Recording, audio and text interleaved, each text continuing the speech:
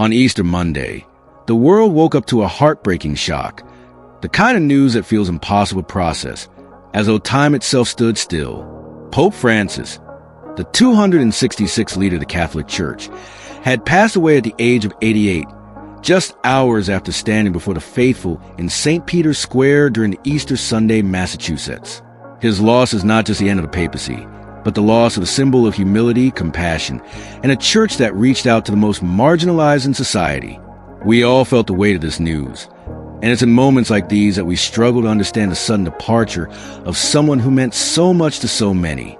It's hard to grasp how just 24 hours before his passing, Pope Francis, frail yet full of grace, had blessed the crowds, sending a message of peace and love that will now echo through history. In today's video, we will walk through the final hours of Pope Francis's life, explore the centuries-old rituals that surround the death of a pope, and reflect on how Francis, true to his character, changed many of these traditions. This is a journey through both a profound legacy and the deep sense of loss that many of us feel today. Keep watching, as I'll share insights into how his message continues to guide us, even in his absence.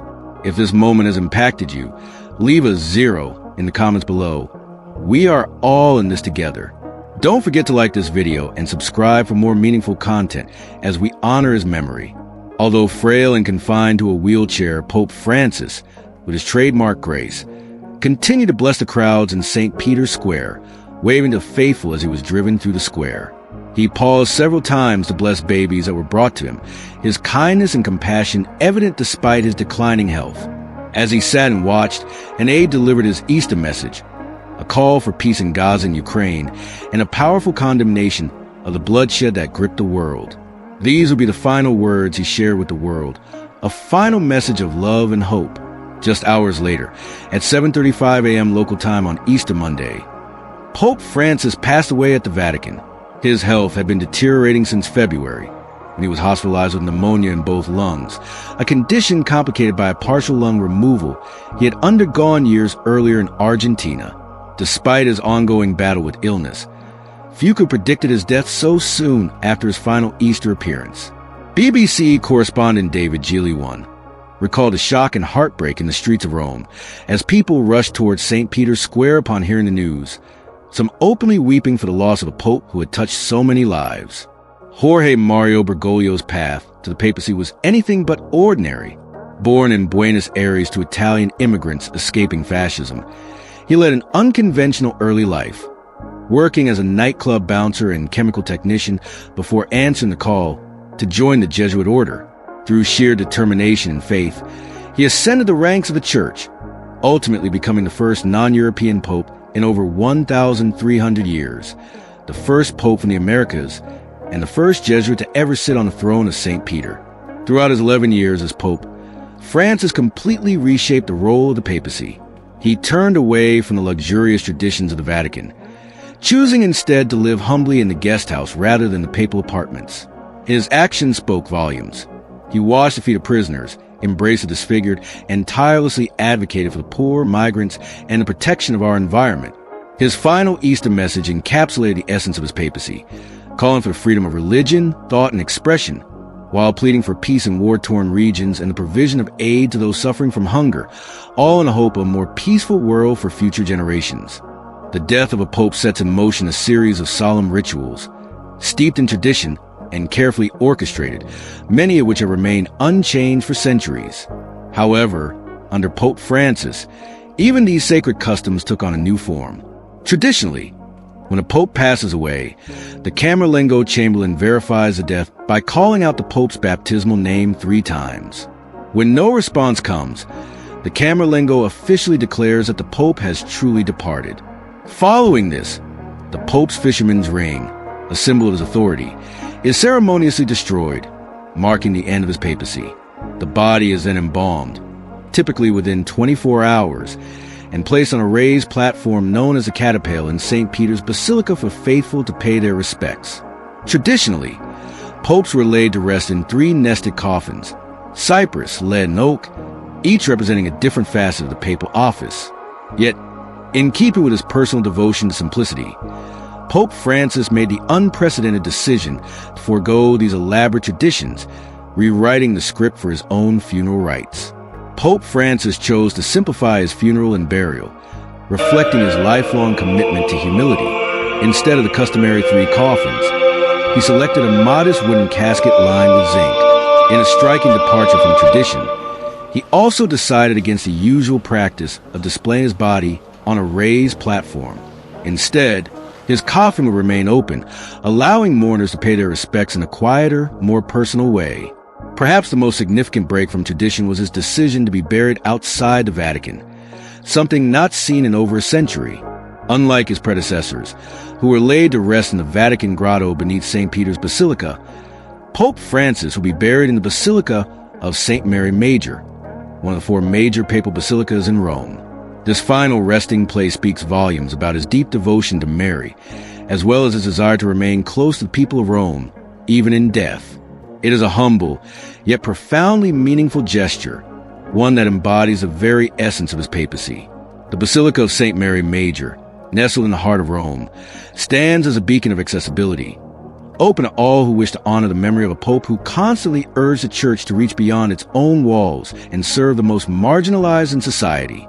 It is a place of connection, a fitting final resting place for a leader who lived by the principles of inclusion and compassion. As word of his passing spread, tributes poured in from every corner of the globe. Leaders from all walks of life, irrespective of religion or politics, acknowledged the profound impact Pope Francis had on the world.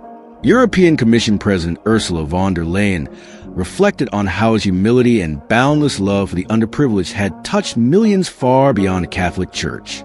Italian Prime Minister Giorgia Meloni, who had the privilege of calling him a friend, shared that Francis had always urged the world to find the courage to change, to step forward with compassion and faith in the face of adversity. U.S. Vice President J.D. Vance, who had met with Pope Francis just hours before his passing, expressed his deep sorrow, extending his condolences to the millions of Christians worldwide who have been touched by the Pope's unwavering love and leadership. Archbishop of York, Stephen Catterall, fondly remembered Francis not only as a devout man of God, but also as someone profoundly human, charming, witty, and always a joy to be around. In the days ahead, the College of Cardinals will gather in Rome to select the successor of Pope Francis through the time-honored conclave process. After a 9-day period of mourning, the Cardinals will enter the Sistine Chapel, where they will remain in seclusion until they reach a decision by a 2/3 majority. Once the choice is made, white smoke will rise from the chapel's chimney, signaling the election of a new pope, and the historic word Habemus Papam, "We have a pope," will echo through St. Peter's Square, marking the beginning of a new chapter for the Church. The new pope will inherit the immense responsibility of following in the footsteps of a pontiff who not only transformed the papacy, but also held firm to his mission of peace and compassion until his final Easter message. Pope Francis was a tireless advocate for the marginalized, a voice for the vulnerable, and a champion of care for all. His death, occurring during the Easter season and Jubilee year, when millions of pilgrims flocked to Rome in search of forgiveness, imbues this already somber moment with an even deeper sense of reflection. Pope Francis, who famously spoke of coming from the end of the earth, revolutionized the Catholic Church and left an indelible mark on the hearts of both believers and non-believers. As the bells of St. Peter's toll in mourning and the faithful gather bid him farewell, his legacy challenges us to embrace his call, to build bridges, not walls, and never forget those living on society's margins. His example will continue to guide us, urging us to live with love, humility, and a commitment to justice. A man who took the name Francis in honor of St. Francis of Assisi, the saint who devoted his life to the poor, has carried that spirit of simplicity and humility throughout his papacy. Even in death, Pope Francis remains a powerful symbol of the values of faith, service, and compassion. His life, and now his passing, continue to teach us what it truly means to live a life of selflessness and devotion. In the coming days, millions of eyes will be on Rome as the College of Cardinals gathers to elect a successor. Who will rise to carry forward Francis's transformative vision? How will the Church adapt and move forward in a world that is rapidly changing? We will provide exclusive coverage of the papal funeral and the historic conclave that will follow as the Catholic Church and the world faces this pivotal moment in history. This is not just a turning point for Catholics, but for all of humanity, as we reflect on the legacy of a pope who truly changed the world. If you found this glimpse into the Vatican's traditions insightful, be sure to hit the subscribe button so you don't miss any updates during this historic transition of power. Your likes and comments not only support us, but also help share this important story with a wider audience. Take a moment to share your thoughts in the comment below. We'd love to hear from you. For those of you who want to explore even further, our channel members get exclusive access to in-depth content, including expert interviews with insiders in the Vatican, a historical look at past papal transitions, and live updates from our team in Rome. Join our membership today by clicking the Join button below. And don't forget to share this video with anyone who may be interested in this extraordinary moment in history, whether for religious reasons or simply to explore these ancient traditions playing out in today's world. As we reflect on the life and legacy of Pope Francis, we are reminded of the values that defined his papacy: humility, compassion, and unwavering service to those in need. His example calls us to look beyond ourselves and consider how we can make a difference in the lives of others, especially the marginalized. In a world that often feels divided, Pope Francis taught us that love and understanding are the bridges that can unite us. Now, as we bid farewell to this remarkable man, take a moment to think about how his teachings can shape your own life. How can you live with more humility? How can you serve others, especially those who are often overlooked? We invite you to share your thoughts in the comments below. Let us reflect together on the legacy of Pope Francis and how we can continue his mission of peace and compassion in our daily lives. Don't forget to like this video and subscribe for more content that encourages reflection and action. Thank you for watching. Let's continue to honor Pope Francis's memory by living out his values every day.